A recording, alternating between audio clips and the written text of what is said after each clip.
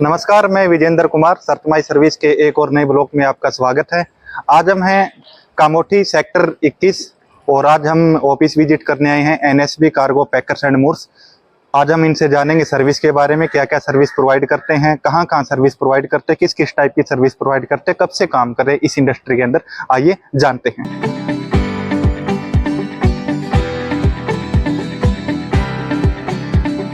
नरेश जी, सतमाई service पे आपका स्वागत है। स्वागत है। सर, आप इस बिजनेस में कितने साल से काम कर रहे हैं? देखिए सर, अभी हो गया हुआ 14-15 साल हो गया हुआ। 14-15 साल से आप काम कर रहे हैं। आप कहाँ कहाँ सर्विस प्रोवाइड करते हैं sir? All over India. Mumbai से ऑल ओवर इंडिया आप सर्विस प्रोवाइड करते हैं NSB cargo packers and moves के नाम से। तो नवी मुंबई के अलावा और कहीं भी ब्रांचेज है, फिर यहीं पे ब्रांचेज? अपना दिल्ली में है, दिल्ली, गुड़गांव, बेंगलोर एंड हैदराबाद, 3-4 लोकेशन पे अपना रहेगा। तो सर्विस कौन कौन सी प्रोवाइड करते हैं सर? जैसे लोकल होम शिफ्टिंग या डोमेस्टिक होम शिफ्टिंग या दोनों ही? दोनों ही, लोकल भी और डोमेस्टिक। आप लोकल सबसे ज़्यादा शिफ्टिंग करते हैं या फिर डोमेस्टिक करते हैं? डोमेस्टिक ज़्यादा करते हैं और लोकल भी का भी चलता ही रहता है। अब लोकल शिफ्टिंग की बात करते हैं सर। तो लोकल शिफ्टिंग के अंदर कस्टमर को विद इन सिटी के अंदर सामान पैक करके शिफ्ट करना होता है और सेम डे शिफ्टिंग हो जाती है। तो उसके अंदर कौन सा पैकिंग मटेरियल यूज करना चाहिए? उसमें कैसी पैकिंग करनी चाहिए, प्रीमियम या फिर सिंपल पैकिंग? लोकल शिफ्टिंग में प्रीमियम रहेगा नॉर्मल, और उसमें भी बबल एंड फोम सीट अपना यूज़ करते हैं, क्योंकि फ्रिज, वॉशिंग मशीन या इलेक्ट्रॉनिक आइटम कोई डैमेज ना हो। सर, लोकल शिफ्टिंग अपनी कितने के चार्जेस स्टार्टेड कहाँ से हो जाते हैं? 1 BHK शिफ्टिंग अगर एग्जांपल पकड़े, कामोठी से पनवेल पकड़ लेते हैं या पनवेल से कामोठी विद इन 10 किलोमीटर के सर्कल के अंदर पकड़ लेते हैं, तो उसमें कितने क्या चार्जेज आ सकते? जाएगा चार्जिंग 8 से 9 हज़ार रुपये तक जाएगा। 8 से 9 हज़ार रुपये चार्जेज रहेगा। अगर थोड़ा सा अगर हम डिस्टेंस को और बढ़ाएं, जैसे नवी मुंबई से हम पकड़ लेते हैं, नवी मुंबई से मुंबई की साइड, नेरुल से विरार पकड़ लेते हैं, 1 BHK सामान पकड़ लेते हैं, तो उसमें क्या कुछ चार्जेज हो सकते हैं? उसमें चार्ज कॉस्टिंग जाएगा कम से कम 12 से 13 हज़ार रुपये तक जाएगा। 12 से 13 हज़ार रुपये जाएगा। कस्टमर को शिफ्टिंग से पहले कितने दिन पहले पैकर्स मूव्स को इन्फॉर्म करना चाहिए? 2 से 3 दिन पहले इंफॉर्मेशन देना चाहिए, ज़्यादा 2 से 3 दिन पहले। कस्टमर को कोटेशन कब से लेना स्टार्ट कर देना चाहिए शिफ्टिंग से? 1 हफ्ते के आसपास में ही ले लेना चाहिए। मतलब 1 वीक पहले कोटेशन ले लेना चाहिए।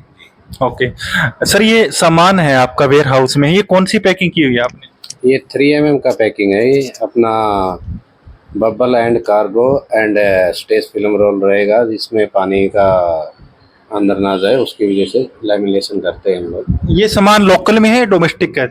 ये डोमेस्टिक का है। डोमेस्टिक का सामान है। कहाँ शिफ्ट होगा ये?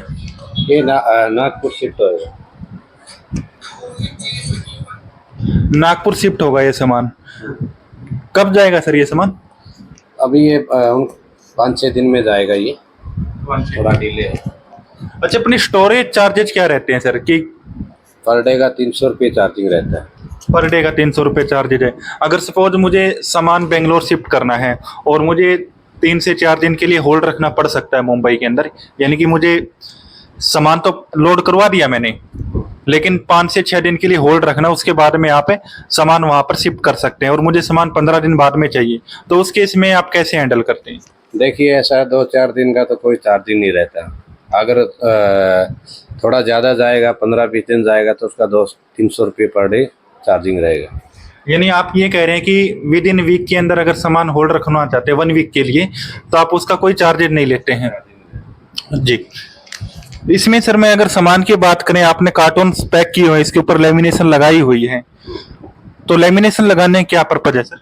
लैमिनेशन का ऐसा है, कार्टून टूटता भी नहीं और पानी गीला ना हो, उसकी वजह से लैमिनेशन करना पड़ता है बारिश के मौसम में। अगर अदरवाइज बारिश नहीं होता तो लैमिनेशन की जरूरत नहीं रहती, और कार्टून भी ऐसे मजबूत रहता है। यानी आपने अभी ये जो लेमिनेशन लगाई हुई है कार्टून के ऊपर, ये बारिश की वजह से ही लगाई हुई है? बारिश की वजह से लगाया हुआ। अब बाइक शिफ्टिंग की बात कर लेते हैं सर। बाइक शिफ्टिंग के अंदर मैं हर पैकर से पूछता हूँ कि कम से कम बाइक शिफ्टिंग की रेंज कम से कम प्राइजेज क्या हो सकता है? अगर मैं पकड़ूं यहाँ से एक एग्जांपल पकड़ लेता हूँ, मुंबई से दिल्ली का पकड़ लेता हूँ सर, और स्कूटी है, जैसे स्कूटी आपने पैक करके रखी हुई है, कितने चार्जेज हो सकते हैं सर?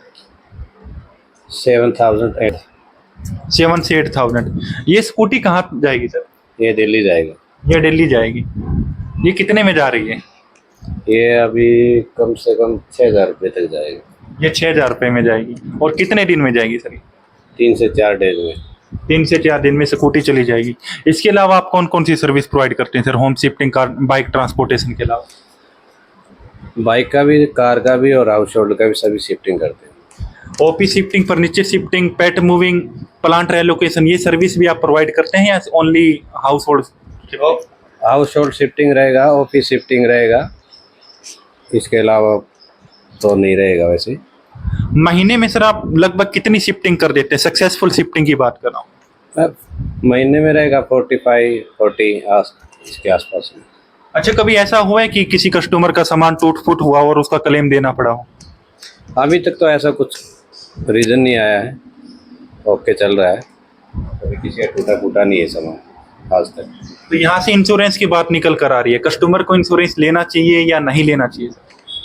कस्टमर को इंश्योरेंस लेना चाहिए, उसकी सेफ्टी रहेगा उसमें। तो इंश्योरेंस के क्या कुछ चार्जेस रहते हैं सर? कॉमन चार्जेस की बात कर रहा हूँ। कॉमन चार्जेज 1 लाख पे 3% रहता है। यानी अगर किसी 1 लाख पे 3%, मतलब आप थोड़ा डिफाइन करोगे? 1 लाख पे 3,000 रुपये रहेगा। आप ये कहना चाहते हैं कि जितने सामान की वैल्यू अगर 1 लाख रुपए है तो उस पर 3% इंश्योरेंस चार्जेस लगे, यानी 3,000। अगर सामान की वैल्यू 2 लाख रुपए है तो उस पर 6,000 रुपए इंश्योरेंस चार्जेज हैं।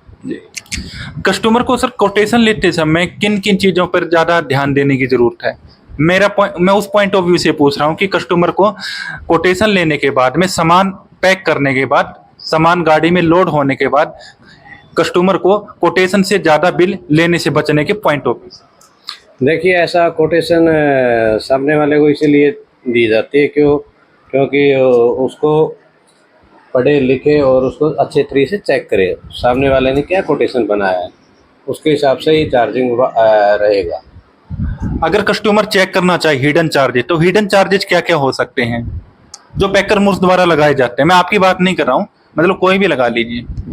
हिडन चार्ज तो ऐसा कुछ नहीं लगाते, वो जो भी है वो उसी में लिखा रहता है, वही चार्जिंग रहता है। अदरवाइज किसी कस्टमर से नहीं लेते हम लोग। आप नहीं लेते सर, मैं आपकी बात नहीं कर रहा हूँ। जैसे कोई और पैकर मूर्स पकड़ लेते हैं, सब पैकर एंड मूर्स एक जैसे नहीं होते हैं। सभी का नहीं, किसी का और किसी का नहीं बोल सकते इसके बारे में। आप नहीं बता सकते जी, चलिए कोई बात नहीं। तो कार ट्रांसपोर्टेशन की बात कर लेते हैं sir. Car transportation, car delivery में कितना समय लग सकता है सर, यहाँ से बेंगलोर की बात करें तो? वैसे तो 7-8 दिन का टाइम है, ज़्यादा नहीं है। तो और चार्जेज क्या कुछ हो सकते हैं सर कार ट्रांसपोर्टेशन के? उसमें तो क्या, कार छोटा बड़ा देखा जाता है, उसके हिसाब से ही कॉस्टिंग दिया जाता है। अच्छा, और छोटा नॉर्मल रहेगा कम से कम 12 से 13,000 रुपये देता है। 12 से 13,000 रुपये। तो नरेश जी, आपने इतनी इंपॉर्टेंट इन्फॉर्मेशन दी कस्टमर के लिए। अगर आप भी पैकर्स मूर्स से अपना कोई क्वेश्चन पूछना चाहते हैं तो आप हमें कमेंट बॉक्स में जरूर कीजिए, ताकि हम भी नेक्स्ट वीडियो में क्वेश्चन को कवर कर सकते हैं।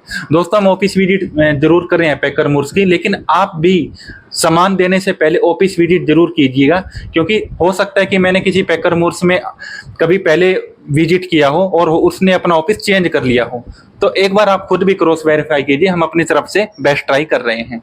तो ये थे Naresh Kumar ji, NSV packers and Moore's से। मिलते हैं नेक्स्ट वीडियो में, तब तक के लिए धन्यवाद।